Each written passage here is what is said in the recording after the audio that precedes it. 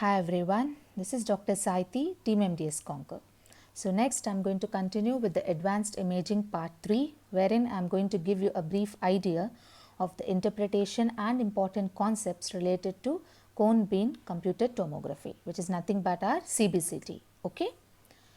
So the equipment actually it is similar to that of an OPG machine, but here we can take the image even in a sitting position. Okay, so added advantages: a physically handicapped patient can also be taken. Image for a physically handicapped patient can also be taken in, because the equipment is such that the image can be taken both in sitting as well as in standing position. So this is the simple equipment related to the CBCT. So here the main thing which is related to the CBCT is the FOV, okay, which is nothing but the field of view, also called as a scan volume. Okay, so that field of view is the one which the doctor decides, or so as to have the particular examination on the basis of the need related. So we have to decide and we have to apply in the machine, so that we'll exactly get that field of view. And the factors which influence this field of view or the scan volume is the detector size and shape, the beam projection geometry, and also the ability to collimate the beam. Okay. So the CT systems can be categorized according to the available field of view like follows. So if it's a localized region, it is approximately 5 centimeters or less, like for example dentoalveolar area or the TMJ. If it is single arch, it is 5 to 7 centimeters. If it is interarch, it is 7 to 10 centimeters. If it is maxillofacial, then it is 10 to 15 centimeters, and if it's craniofacial, it is greater than 15 centimeters. So based on the individual need and based on the structures where it the doctor needs exactly to be viewed, the field of view is selected, which is being incorporated in the CBCT system. Okay, so like that we have to have a particular field of view. So the main advantage is here there is a field of view, so that the exact abnormality where we want to look in for can be exactly obtained in that particular image. Okay, so we can restrict to that particular structure and we can exactly get what we want based on the need. Okay, so that is regarding this. So just have an idea of the field of view which is given as follows here. So just little idea you need to have. So the main advantage of a CBCT system is it has less exposure when compared to the CT. Okay, so both these, the main difference amongst these two is in CT there is a fan beam that is being used. The beam shape is fan. Okay, fan shaped beam is being used in CT, whereas in CBCT cone shaped beam is used. The name itself has, right? So cone beam computed tomography. So here a cone shaped beam is used. That's the main difference. And other difference is CT has much higher exposure when compared to CBCT. Okay, but it has its own disadvantages, like a lot of artifacts. Okay, so CBCT has a lot of artifacts when compared to CT. So those include the acquisition artifacts, the patient related artifacts, scanner related artifacts, and also cone beam related artifacts. So just have an idea of what are the artifacts. Okay, so acquisition artifacts include the cupping and the streak and dark bands. Patient related include the patient motion or any metal artifacts. Scanner related include the circular or ring strains which is resulted from imperfections in the scanner detection or poor calibration, and cone beam include the undersampling, the partial volume averaging, and cone beam effect. Okay. So just a brief idea. So what is cupping artifact is the distortion of the metal structures occur as a result of differential absorption, and streak or dark bands are those which appear between the dense objects. Okay, so as you can see here, that dark bands and all, right, and this metal objects shows a differential absorption, right? So that is nothing but the cupping artifact. Okay, so this, just have an idea of it, that's enough. And patient related artifacts, the metal artifacts, as you can see here, if there is a metal, so it can be shown as an artifact. And the motion artifacts, if the patient is moving, even that can be seen in the image. And cone beam related artifacts are those like the partial volume averaging. So it is nothing but it occurs when the voxel size is much larger than the object that is being imaged.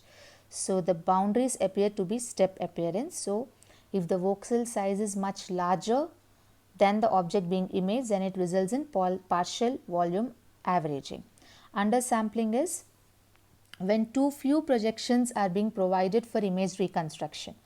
Okay, so the reduced data sample will again lead to misregistration, sharp edges and noisier images as a result of aliasing, which appears as fine striations on the image. So it's nothing but undersampling. So few projections are being provided for image reconstruction. That's it. So these are the little artifacts. Just have an idea related to that. That's enough. So coming to the advantages, the size of the machine, it's actually so compatible, and there's a rapid scan time. There's a beam limitation, so you can limit the beam to the exact area that is required, and there is a low patient radiation dose, and also there is three-dimensional volume rendering. Okay, you can get a three-dimensional image wherever required. The disadvantages is it has lot of image noise, poor soft tissue contrast. Okay, so these are the main disadvantages. So as you can see here, the CBCT shows a little noisy image, whereas CT it's a bit better. So compared artifacts are more in CBCT when compared to CT. But in head and neck region nowadays, the CBCT has been evolved in many areas like dental implants and even other areas as well. Why? Because of less radiation exposure and the compatibility towards the CBCT for a dentist. Okay, so because of that, it has been evolved a lot in the latest scenario. So now the applications we'll discuss. So it is almost been used in almost every areas related to dentistry. So first, if you come to an oral physician point of view, so it can be used for sinus imaging, right? As you can see, the sinus is there. So the frontal sinus is clearly seen, as you can see. Okay, so just a second. So here the frontal sinuses, right? So that can be clearly appreciated, and you can also see the sinusitis. Okay, so opacification of the maxillary sinus can also be seen, right? So here if you see the oroantral fistula, right, even that is clearly appreciated in the sections obtained in a CBCT image. So that is one of the again indication to go for a CBCT. So oroantral fistula can be clearly appreciated as shown here. So coming to the various benign cyst and lesions, so this is a normal OPG wherein you cannot actually appreciate that there is a benign lesion or cyst, but if a CBCT is taken for the same patient, you can see that there is a benign lesion, right? So that is how it is more like appropriate to go for a diagnosis for any benign lesions or benign cyst or tumors. Okay, yes. So which cannot be actually appreciated in conventional imaging, then it's always better to go for a higher end or advanced imaging techniques, but especially for the head and neck, you can go for a CBCT. Especially if you want to go for a hard tissue imaging, then CBCT will give you a better image when compared to the conventional one. Okay, so first it's always better to take a conventional image, but if you can't appreciate, then you have to go for a higher end one, right? So now if you can see a malignant thing, so malignant lesions, if you see a normal OPG here, it is not that clearly appreciated, right? But the 3D volume rendering, if you see, you can see there's complete destruction of the bone. So this patient has actually had a bony erosion. It could be because of some underlying malignancy. Okay, so that is a important thing that you have to have an idea. So if you go for a 3D volume rendering, then definitely it will give you the best outcome or the best picture or the best image, so as to give a very good diagnosis, very good radiographic diagnosis, right? So in order to go or arrive at a better radiographic diagnosis, if you have a doubt with a conventional imaging, then always go for a CBCT. Along with that, if you do a 3D volume rendering, then you can give the best diagnosis related to that particular condition, right? So again, trauma, if you can see here, there is a fracture line, right? So that is again clearly appreciated in a 3D image. So it is like exactly you are directly seeing that, okay, it appears to be like that. So here there is a trauma near the angle of the mandible, right? The fracture line is clearly appreciated. So now coming to the dental point of view, so it can be used for implant assessment, for orthodontics, three-dimensional cephalometry, for localization of the mandibular and the inferior alveolar canal, assessment of tooth morphology, TMJ joint, periapical pathosis or any pathology related to periodontal as well. Okay, so let's discuss now. So first one is a tooth morphology assessment. So you can see there is a second MB2 canal that is again clearly seen in the section obtained in a CBCT image. So that even that minute thing can be clearly appreciated if a CBCT image is taken. So for example, if a patient has come to you who has already underwent a root canal, okay, and he is ended up with a post-op pain, right, and the endodontist couldn't locate or couldn't find the reason of why the previous root canal has failed.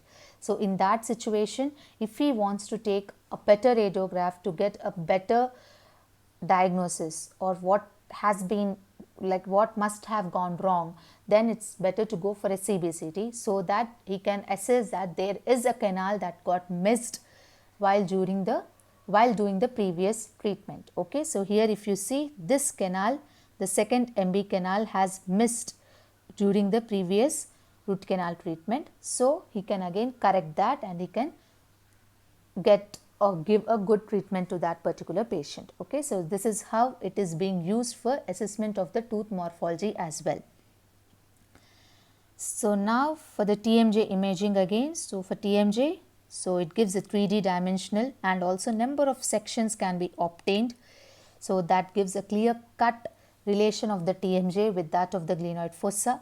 Okay, so it gives the joint space as well. So everything will be very clear so that you can give a good diagnosis if a patient is having any TMJ related disorders. Okay. So now if you see any periapical pathology,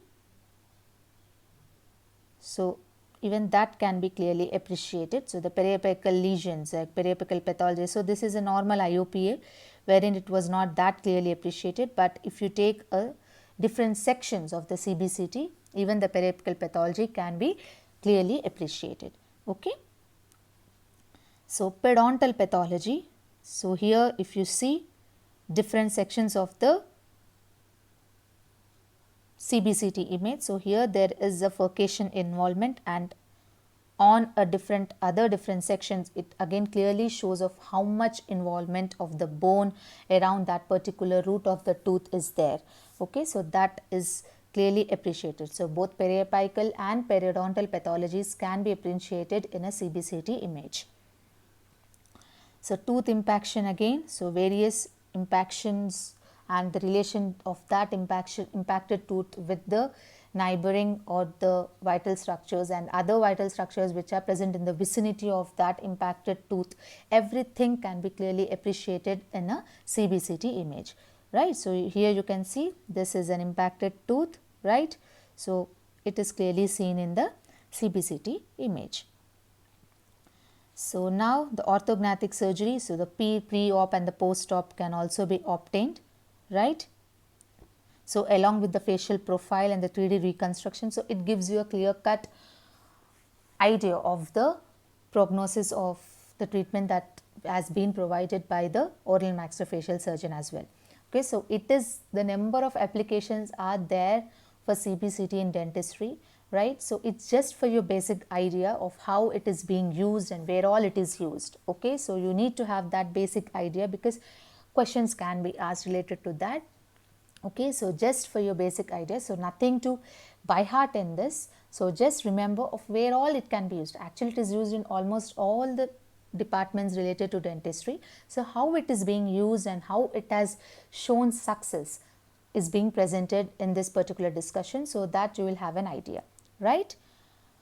So now the most commonly used area is the dental implants. So nowadays the implantologists do like make a note that the patient has to get a CBCT image of, especially if he wants to undergo an implant for maxilla, they definitely ask for a CBCT image, and not only for maxilla, even for the mandible, so as to know the density of the bone, so as to know exactly what the length of the implant that has to be placed, and also to delineate the vital structures like the infraalveolar canal and all that. So everything they make a note via CBCT, so that the treatment that they provide will be perfect. Okay, so if you can see here, they can exactly measure the length of the implant, and also angulation of the implant can be measured, everything, so that's the reason it has shown good outcome. The treatment of dental implants while performing on basis of a CBCT image has shown good outcome when compared to the conventional, right?